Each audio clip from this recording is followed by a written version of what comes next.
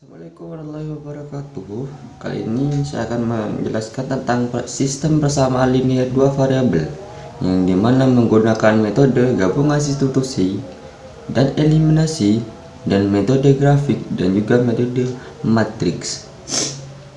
Yang dimana pertama, sistem persamaan linear dua variabel menggunakan gabungan substitusi dan eliminasi. Gabungan substitusi dan eliminasi adalah dua metode yang digunakan dalam matematika untuk menyelesaikan sistem persamaan linear.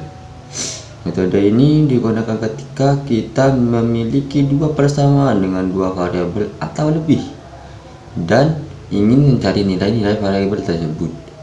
Metode substitusi juga melibatkan mengisolasi salah satu variabel dalam satu persamaan lalu menyubstitusikannya ke dalam persamaan yang lain. Dan contoh soal gabungan substitusi dan eliminasi yang di sini sudah diterangkan sebagaimana pilihlah salah satu persamaan untuk mengisolasi salah satu variabel. Semisalnya, jika kita memiliki persamaan A1x plus B1y sama dengan C1 A2x plus B2y, maka akan menjadi sama dengan C2. Nah, kita bisa memilih persamaan pertama dan mengisolasi variabel x atau y. Misalkan kita memilih untuk mengisolasi variabel x dari persamaan pertama. Jika A1 determinan 0, kita bisa menyelesaikan persamaan pertama untuk e dibagi y. Demikian y sama dengan C1 dikurangi B1y dan per A1. Selanjutnya kita substitusikan nilai x yang telah kita temukan ke dalam persamaan kedua, dimana persamaan kedua A2 dalam kurung C1 dikurangi B1y dalam kurung sama dengan B2y dengan K2. Sekarang kita memiliki persamaan dengan satu variabel yaitu y. Kita dapat menyelesaikan persamaan ini untuk mencari nilai y. Setelah kita menemukan nilai y, kita dapat mempersatukan yang dimana sudah ditemukan dari persamaan awal dan akan menemukan di persamaan akhirnya.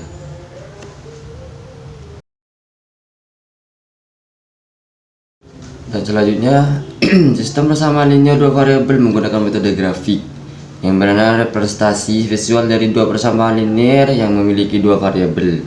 Biasanya menggunakan variabel x dan y. Grafik sistem persamaan linear dua variabel menggunakan sistem koordinasi kartesian dengan sumbu x dan y.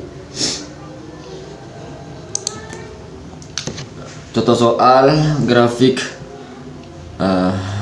sistem persamaan linear dua variabel, yang mana untuk menghitung nilai yang sesuai untuk variabel yang lain, yaitu harus membuat pasangan koordinasi yang dimana koordinatnya x atau y, dimana x y merupakan solusi dari sistem persamaan linear dua variabel dengan metode grafik yang mana patokannya kepada koordinat x atau y, seperti contoh soal yang sudah tertera di presentasi.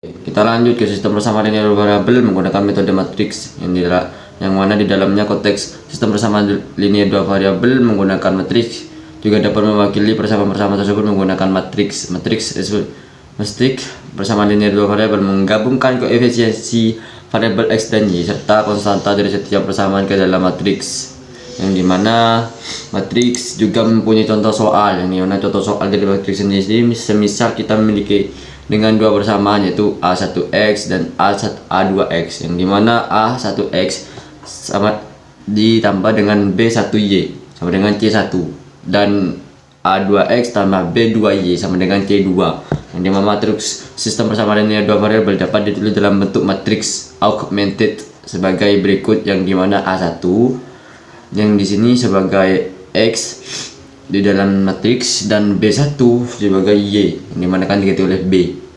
Nah, C ini adalah mewakili koefisiensi yang dimana koefisiensinya itu sebenarnya dalam bentuk X dan Y ya, dan diganti dengan oleh A1 dan B2. Nah, konstanta pada setiap persamaan ini yang mewakili dari contoh matriks tersebut gitu. Dan contoh soal ini sudah tertera pada presentasi ini. Oke, kita lanjut ke selanjutnya, yang dimana kita akan lanjut ke pembahasan yang selanjutnya.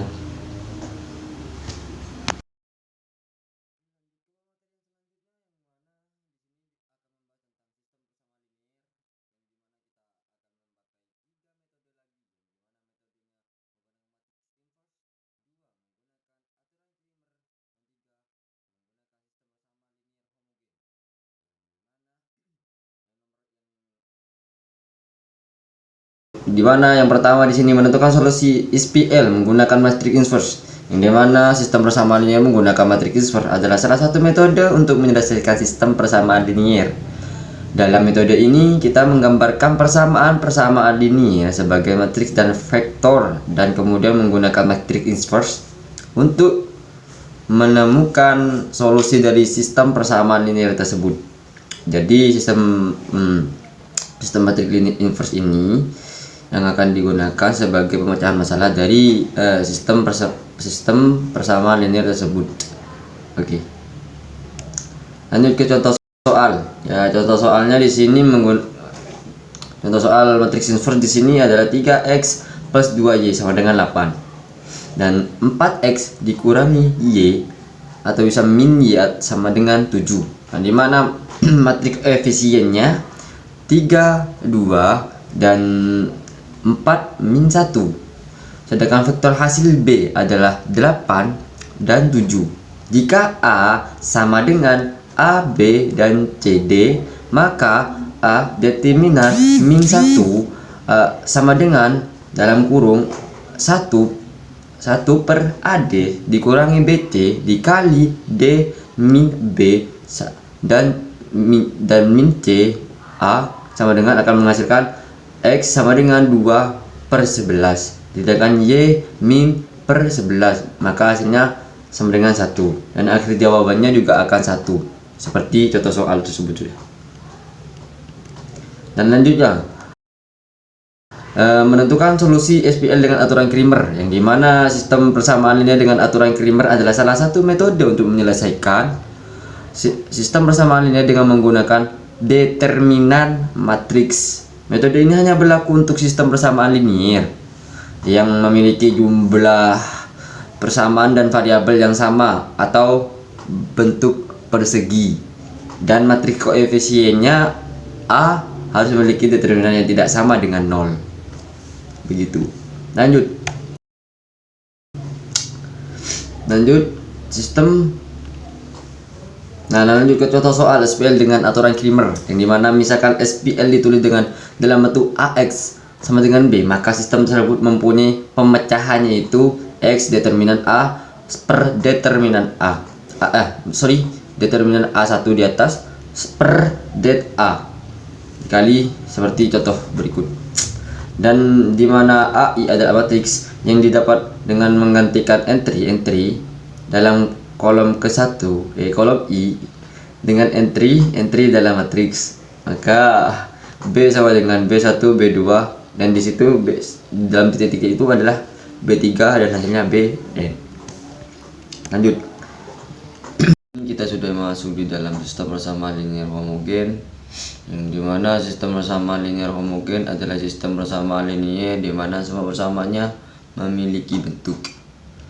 Dan di sini kita sudah mendapatkan contoh yang dimana A1 kali X1 ditambah A2 kali X2 ditambah titik-titik ini adalah kelanjutannya. Semua kita harus menambahkan A2, A3, A4 ataupun apa segalanya, dan ditambah AN kali XN akan jadi sama dengan 0, dengan A1, A2 dan titik-titik AN adalah koefisien yang diketahui, dan X1, X2 titik xn adalah variabel yang tidak diketahui. Sistem persamaan linier homogen. Sistem persamaan linier homogen selalu memiliki solusi trivial, yaitu semua variabel yang tidak diketahui bernilai 0. atau variabel yang tidak bisa kita bisa dilihat lagi sama dengan 0. Ya, seperti dalam kurung di sini x1 akan menjadi 0 dan x2 sama dengan 0, juga sama dengan xn sama dengan akan menjadi 0. Dan ini ada sedikit masalah dengan sistem persamaan linear homogen. Karena sistem persamaan linear homogen selalu memiliki solusi trivial, maka hanya dapat dua kemungkinan untuk solusinya. Dan dimana dua kemungkinan itu sistem tersebut hanya memiliki solusi trivial yang seperti saya sebutkan tadi. Sistem tersebut memiliki ketertahingaan banyaknya solusinya juga akan sama kepada trivialnya, yang dimana satu kasus di mana sistem homogen bisa dipastikan memiliki solusi non trivial, yaitu jika sistem tersebut melibatkan lebih banyak variabel dibandingkan dengan banyaknya persamaan linear yang ada. Sebagai contoh, jika kita terdapat 3 persamaan dengan 4 variabel, maka sistem tersebut memiliki solusi non trivial, atau lebih dari 3 itu akan menjadi sebuah non trivial, yang dimana non trivial tersebut akan menuju ke memberikan nilai yang dimana nilainya variabelnya akan 0, tidak lebih dari itu. Oke, lanjut ke pematerian selanjutnya.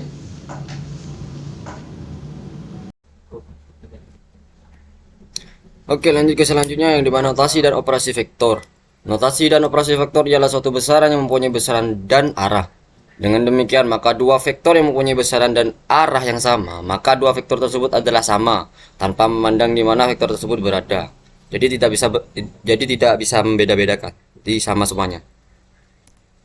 Nah, lanjut ke berikutnya, di mana suatu vektor digambarkan dengan suatu anak panah, di mana panjang anak panah menyatakan besaran vektor dan arah anak panah menunjukkan arah dari vektor itu sendiri. Di situ tunjukkan anak panah B dan A, yang dimana A kecil di situ. Iya. Gambar ini menunjukkan gambar vektor maksudnya. A disebut titik tangkap vektor atau titik pangkal vektor, dan B disebut titik tujuan vektor atau terminal. Vektor tersebut dinyatakan A determinan B atau A. Selanjutnya, jenis vektor ada dua, yaitu selain perkalian, vektor juga dapat dikalikan dengan vektor yang lainnya. Ada dua jenis perkalian antara vektor dengan vektor, yaitu perkalian titik atau dot product dan perkalian silang atau cross product, yang dimana cross product itu perkaliannya disilang-silang. Dan di sini hasil kali titik atau dot product, di mana dot product yaitu dari dua vektor, dan dua vektor itu A dan B yang dinotasikan dengan A dikali B. Perkalian titik di sini tidak sama dengan perkalian aljabar seperti yang sudah kita kenal, karena yang dilibatkan di sini adalah vektor, bukan bilangan-bilangan lain. Nah, definisi tentang hasil kali titik atau dot produk semisal A dan B adalah vektor, bukan 0. Perkalian titik atau dot produk dari A dan B ditulis A kali B, didefinisikan A kali B sama dengan A dalam kurung B yang konstantanya 0, dimana A menunjukkan panjang dan B menunjukkan panjang juga, dan gimana 0 sebagai sudut antara A dan B. Maka demikian persamaan dapat ditulis menjadi A kali B sama dengan A1 dan B1 ditambah A2, B2 dan A dan ditambah A3 dan B3. Yang dimana perkalian titik dari dua vektor akan menghasilkan sklar maksudnya di sini. Oleh sebab itu, perkalian titik sering disebut dengan perkalian skalar atau scalar product. Di sini kita sudah masuk di proyeksi ortogonal, yang dimana proyeksi ortogonal adalah suatu gambaran proyeksi yang bidang proyeksinya mempunyai sudut tegak lurus terhadap proyektornya. Yang dimana proyeksi ortogonal ada dua jenis, yaitu proyeksi ortogonal yang bisa kamu ketahui, yaitu proyeksi Amerika atau ISA, yang dimana SA adalah dari sistem Amerika sendiri, dan proyeksi Eropa ada ISO, yang sistem Eropa yang dari SO atau Eropa. Proyeksi Amerika ialah ISA, adalah proyeksi yang dilakukan dari arah pandang depan, atas dan samping kanan. Sedangkan proyeksi Eropa ISO atau lebih tepatnya adalah proyeksi yang dilakukan dari arah pandang depan, atas dan samping kiri saja. Nah, dari presentasi saya berikut, segitu saja yang saya dapat sampaikan. Kalau salah, silakan komen di bawah. Kita mempunyai ruang untuk Anda untuk menanyakan sesuatu di ruang komen di bawah. Dan sekian, terima kasih, sampai di sini presentasi saya yang saya dapat sampaikan. Kurang lebihnya saya minta maaf. Goodbye brother. Selamat mengertikan sendiri presentasi saya. Terima kasih. Wassalamualaikum warahmatullahi wabarakatuh. Link materi sudah terkait ya, entar lagi langsung di bawah link materinya, oke? Lanjut. Apa, Rins? Mah. Iya.